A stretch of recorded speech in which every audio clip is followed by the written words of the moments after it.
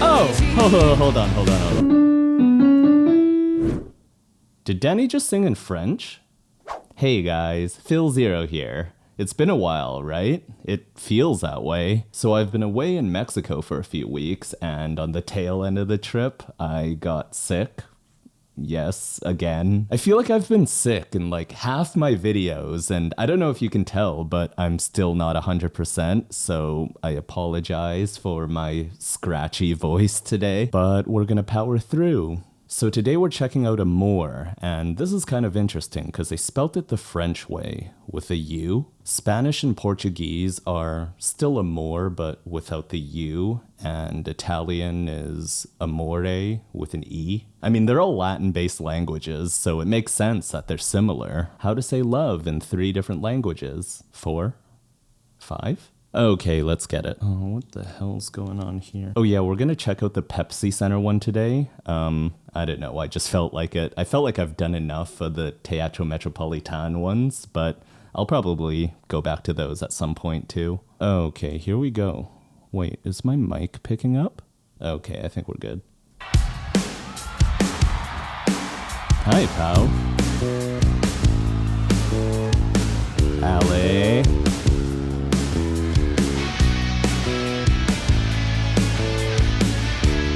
Danny.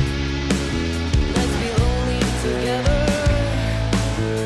Who knows what we'll become? Like some birds of a feather, a pair of broken hearts in one. We keep running from our feelings, running in circles to see what we may find. It's a game that we're That playing, bass is so pronounced. but it's a game that we both like. Before me, show me that I'm worth it. Oh, that's cool. She's just letting the harmonics ring.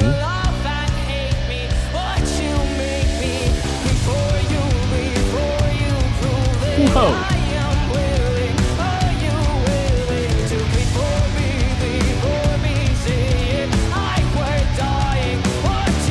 Stop.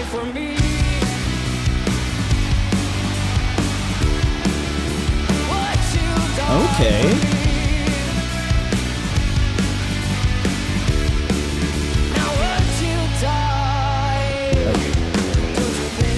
Oh, hold on. I was about to pause it, but that little bass fill was slick.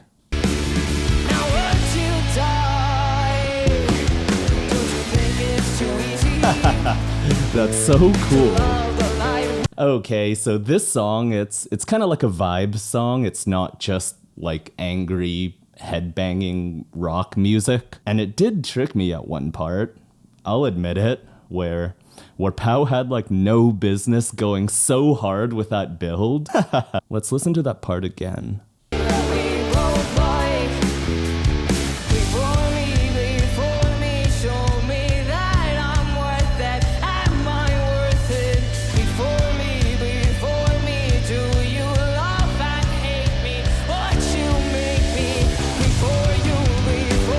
Jeez, go off, flex on him.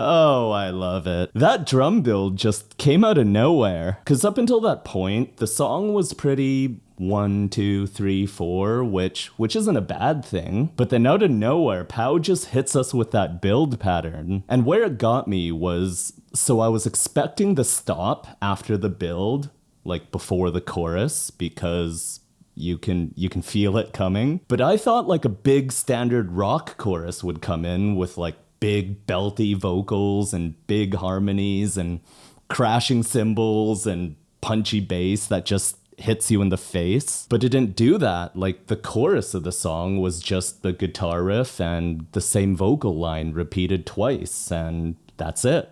But let's listen to that again. So some people might call this chorus an anti-chorus, where the chorus doesn't hit in like the modern traditional sense as we know it, with like the loud, catchy vocals and the harmonies and the in-your-face instrumentals. But I don't know, I don't really like the whole anti-chorus name. Like, to me it's still a chorus, but call it whatever you want. It doesn't really matter.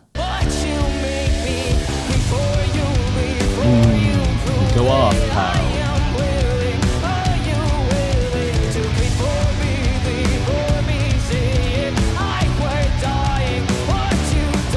Chorus.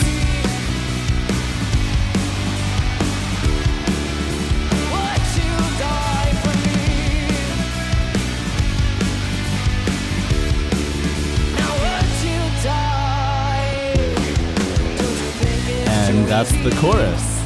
So in the songwriting world, writers can sometimes call these types of compositions higher risk structures. And that's because it can be very, very hard to make these types of arrangements stick. And you can't really formulate or quantify why, because it can kind of be a bit of a coin flip when you don't have a traditional chorus and not knowing whether it's going to be well received or not. Because in a traditional chorus, that's typically the hook. Like, that's the catchiest part of the song. It's the part of the song that gets stuck in people's heads, and it's the part of the song that everyone looks forward to and everyone wants to sing along to, right? There's even a cliche phrase that producers and record labels will say when they're listening to demos and stuff, which is, "Don't bore us, get to the chorus." So when you remove that melodic vocal element from the chorus, the songwriter has to be really confident that the rest of the song and the rest of the composition can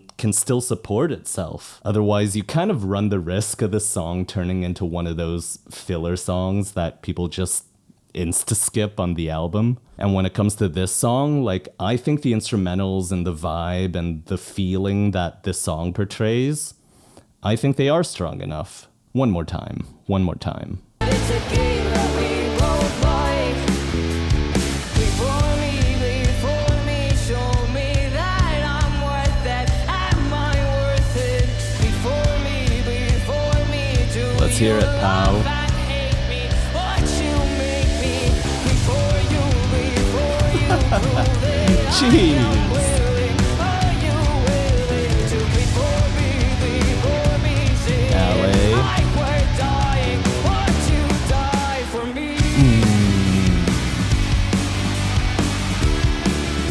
Would you die for me?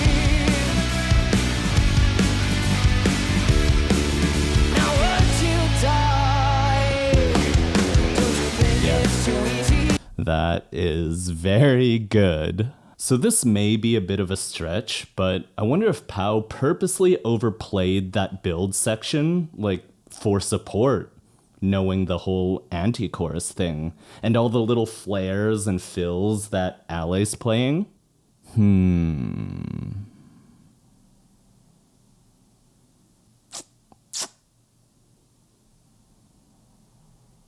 I mean, if that's what they intended, like, this is friggin' genius. Really? Okay, there's too much going on in my head. Let's listen to the rest of the song before my brain overloads. If I were dying, would you die for me? Would you die for me? Now would you die?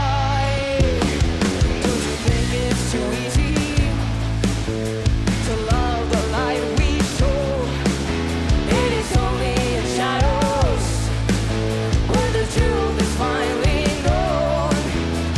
Come a little closer, tear me apart like you promised that you would. Life is better when broken. You get just what you think you should. Before me, show me that I'm worth it. Am I worth it? Oh, no second verse switch up? Before me, do you love and hate That's me? a first for them. What you make me?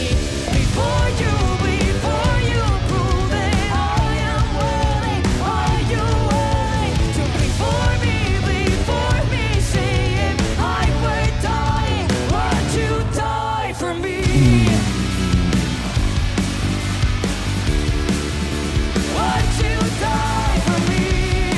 riff is so good. Now hard to die. Je t'aime pour toujours, beaucoup et bien. Je te déteste en mort de ma vie. Je n'aime même pas. Danny? Before Wait. Did Danny just sing in French? Or did my Spanish just get really bad?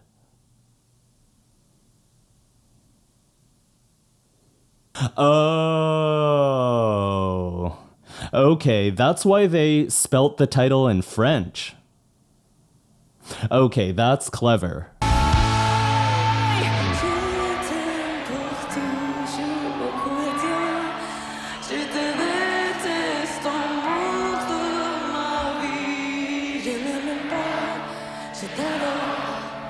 You know what this reminds me of? This reminds me of when Lady Gaga did it in the bridge of Bad Romance. Je veux ton amour et je veux ta revanche. Je donne amour. Was this inspired by that? Does anyone know? Okay, let's see how rusty my French is. So here in Canada, it's actually mandatory to take French in school for 8 years or whatever it was. Now hard to die.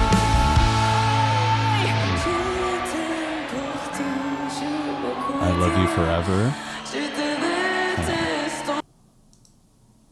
Je t'aime pour toujours.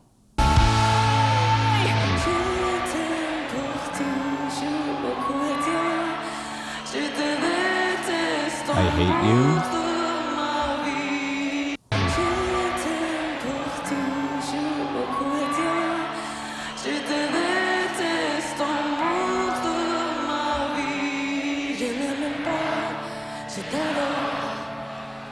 I love you forever. My heart is yours.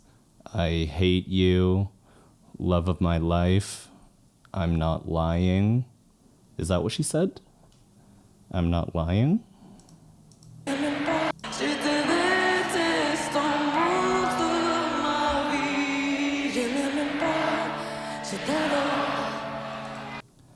I'm not lying, I love you. Was that it? I don't know, I tried. Something along those lines.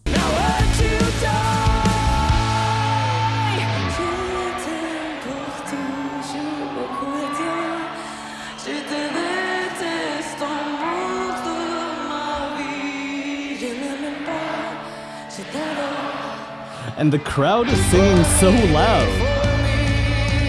Wait, and they're in Mexico too.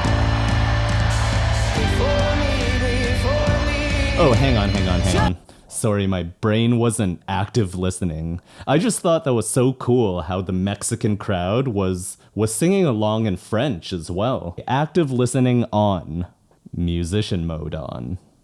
That's the thing I say, right? Hey guys. So while I was editing this video and listening to that bridge part again, I noticed something else that I thought was interesting and worth mentioning here. So in this French part, Danny's singing the same melody that she plays on guitar in the chorus, right? Why'd you die for me? Why'd you die for me? Now why'd you die? And then here,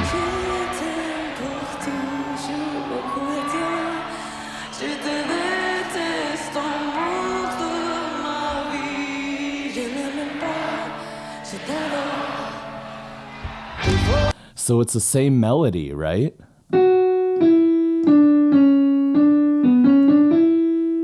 So I was wondering, and again, this may be a bit of a stretch, but I wonder if that was all part of like the entire composition plan. Like I talked about the whole anti-chorus thing, so instead of singing this melody in the chorus, Danny just kind of signals at the bridge by playing the melody on a guitar riff, like kind of like she's foreshadowing. And then she hits us with the French in the bridge in the same melody, which also happens to be the language that the title of the song is in. So I wonder if in every chorus, she's kind of teasing and pointing at the bridge by playing that guitar riff. Like if that was their intention, that's just...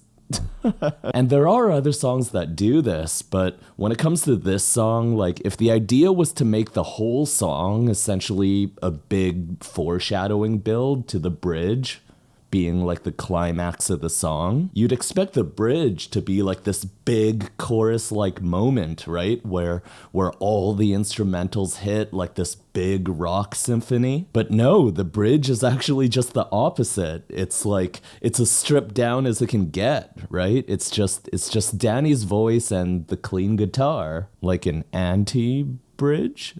No, that's not a real thing, but hey, it could be in this context. And after realizing this, I'm just like, are they really that good? Yep, this is like top tier composition skills.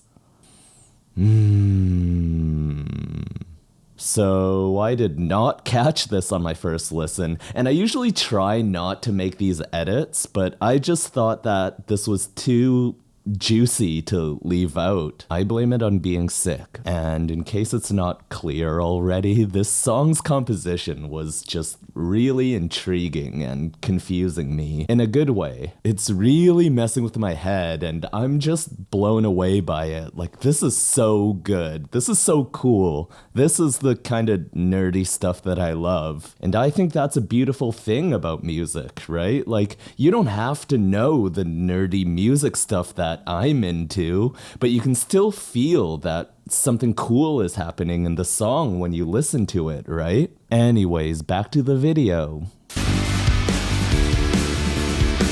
you die for me? Now would you die? Je t'aime pour toujours, beaucoup et bien. Je te déteste en monde de ma vie. Je ne m'aime pas, je t'adore. Before me, before me.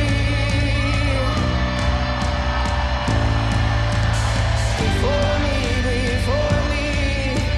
Ciudad de México, ¿estamos listos? Mexico City, are we ready? Before me, show me that I'm worth it. There's that drum build again. Before me, saying I weren't dying. Would you die for me? Would you die for me? Now would you die for me? Danny.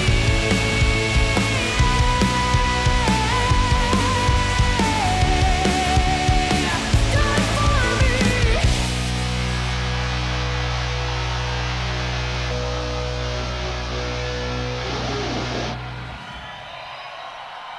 Oh, wow.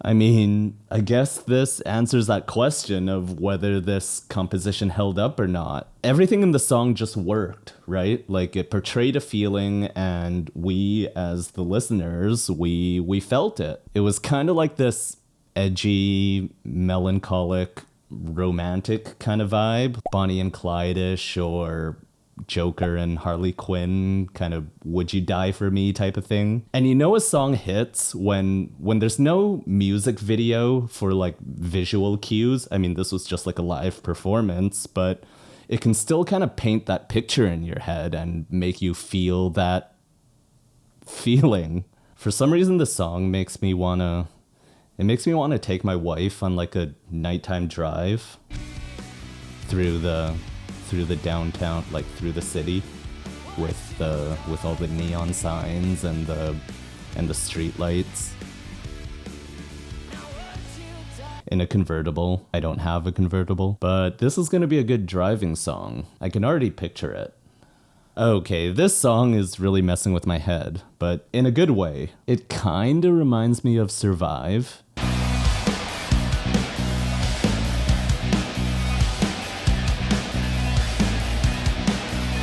Not the song itself, but more so the composition, or no, more so like the headspace they were in when they composed the song. Like it's just so smart and artistic because they kept it in standard structure, but they didn't do a second verse switch up this time, which was interesting.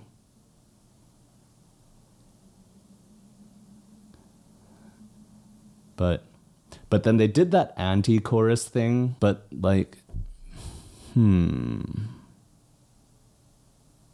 I mean, I don't know why I keep questioning it, and it's not that I'm skeptic of their talent or anything like that. I'm not questioning their abilities, obviously not. I mean, just look at my whole friggin' YouTube channel. But whenever I come across these kind of composition tricks, and this goes for any band, I can't help but wonder if it was actually intentional. But the thing is with them, like they've shown time and time again, like song after song, and there's just no way that it was an accident. They do these clever arrangements all the time, and it's just impossible for it to be a coincidence every single time. There's no way. I'm fully convinced that every little detail that they put into their songs is done 100% with purpose. They are damn talented. There's no doubt about it.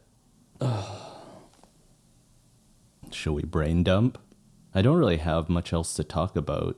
So there is one thing I often think about whenever I listen to the Warnings music, and this is specifically them. And I haven't really thought this whole thing through yet, so my thoughts are gonna be kind of scrambly, but it's a brain dump. So please chime in with your thoughts on this. I don't know how I feel about this yet. Like, this has kind of just been bouncing through my head since I discovered the Warning, really. So I know I've said in the past that I think it's inevitable that rock is gonna come back on top, which might be a bit ambitious. But the more I think about it, the more I wonder if rock really needs to be back on top. Obviously, as rock fans, we're a bit biased, but rock's doing fine. But back to what I wanted to talk about. Whenever I hear these kind of smart, clever compositions, and please excuse me if this sounds a bit arrogant or a bit ironically elitisty, I don't mean it that way. If you've seen any of my other videos, you'll know that I'm very anti-elitist. Like, people can like whatever they want. But with all these cool composing tricks that the girls often use in their songs,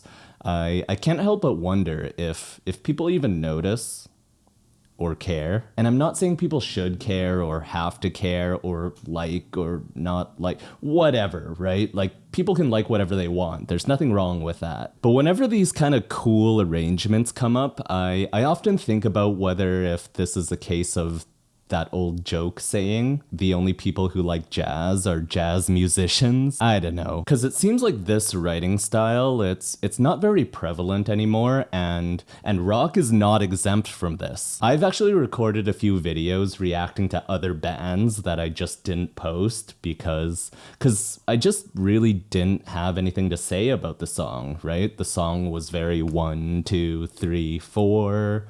you know, standard structure, standard chords, big catchy chorus, and then a shreddy guitar solo at the bridge. And again, there's nothing wrong with that. Like, the song sounded good, they sounded fine, but nothing really stood out and nothing really made my ears perk up. And these are huge bands too, like chart-topping artists. And whenever I hear those songs, like, yeah, I enjoy it as much as anyone else does. But going off of the metrics we're talking about and speaking strictly about compositions, it just doesn't really seem like it matters anymore. At least not at this time.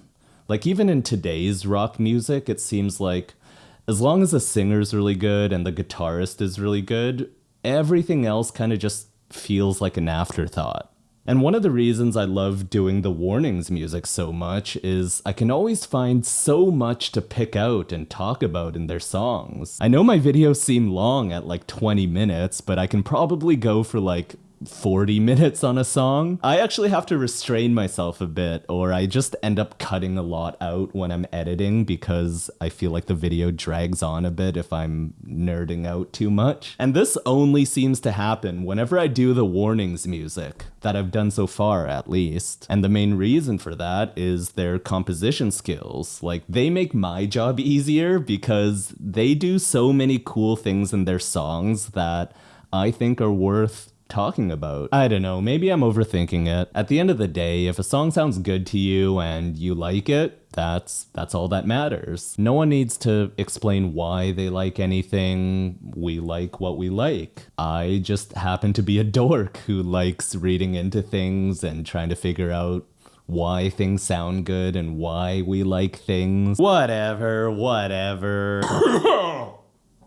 Oh, God.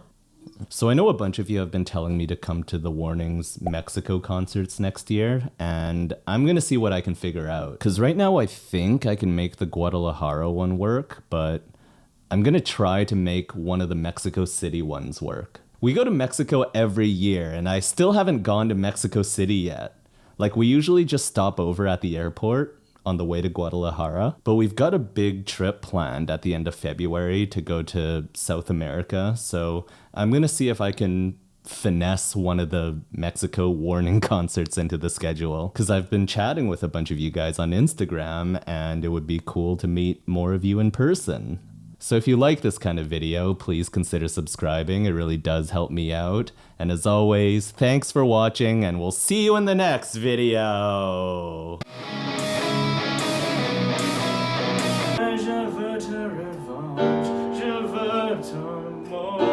I don't wanna be friends. I don't wanna be friends. I want your love and I want your revenge. You and me could write a bad romance. I want your love and all your love is revenge. You and me could write a bad romance.